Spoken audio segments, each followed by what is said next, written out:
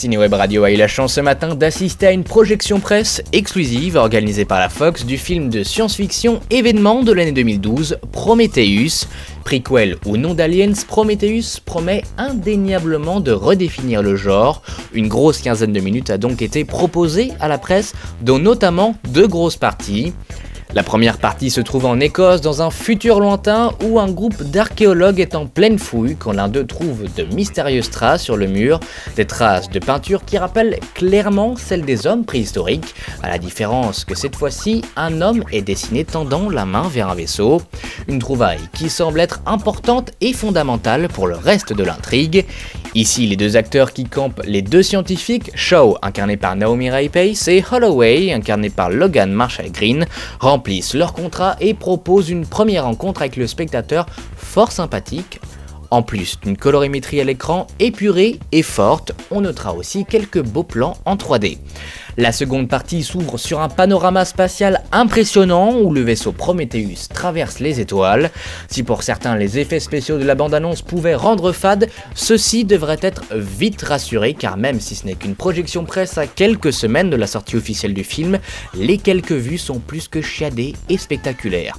Arrive le personnage de Michael Fassbender, mi-homme, mi-robot, le regard droit, vide et froid, les cheveux blonds rétro. Fassbender propose ici un nouveau masque à son jeu de panoplie, déjà impressionnant, et propose une interprétation qui devrait être plus que remarquée et pourrait même nous attendrir par la force des choses.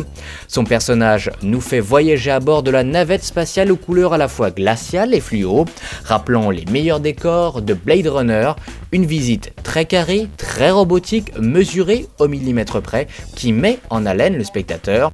Fassbender nous emmène jusqu'à la capsule où était censé se trouver le personnage de Charlize Theron, mais déjà levée et plus qu'en forme, elle révèle dès le début de l'extrait un sang-froid et une personnalité pète sec et affirmée, qui devrait rajouter un peu de piment à l'histoire.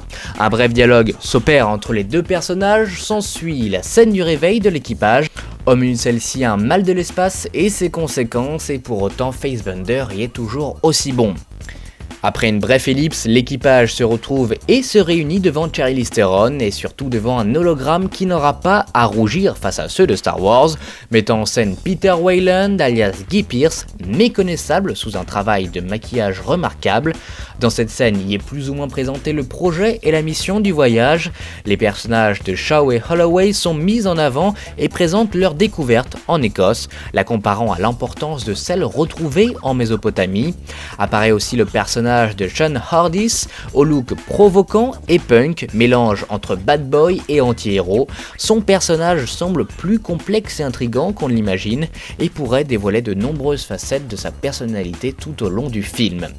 On notera aussi une scène entre Idris Elba et Charlize Theron concernant un sapin de Noël en plein espace, une scène assez marrante où le temps n'a plus de mesure et une scène époustouflante aux effets spéciaux fracassants où le vaisseau se pose sur la planète inconnue. Ces deux parties se terminent par un montage rapide de quelques images plus ou moins nouvelles, avec comme toile de fond la musique du trailer qui devrait s'imposer comme le nouveau thème référence des cinéphiles. Au final, que peut-on retenir de ces 15 minutes de Prometheus? Une chose est sûre, l'ambiance est riche, tantôt sec, tantôt froide. La couleur de l'image n'aura pas longtemps à rivaliser avec les autres longs métrages du genre. Le rythme est serré, soutenu, stressant, tendu et même perturbant, mais au bon sens du terme. Si le jeu de caméra n'est pas fou, il est pour autant maîtrisé et mesuré à sa juste valeur. Une image donc spectaculaire, des effets spéciaux époustouflants et étonnants, et pour une fois une 3D qui a une utilité et qui sert au propos, du moins pour ces 15 minutes. Pour ce qui est de l'intrigue, ne tombez pas dans le panneau de la bande-annonce qui raconte tout, de belles surprises semblent se cacher derrière les ficelles du scénario.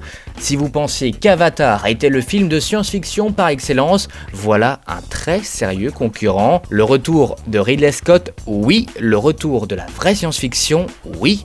Mais tout cela n'est qu'un avis sur 15 minutes de film.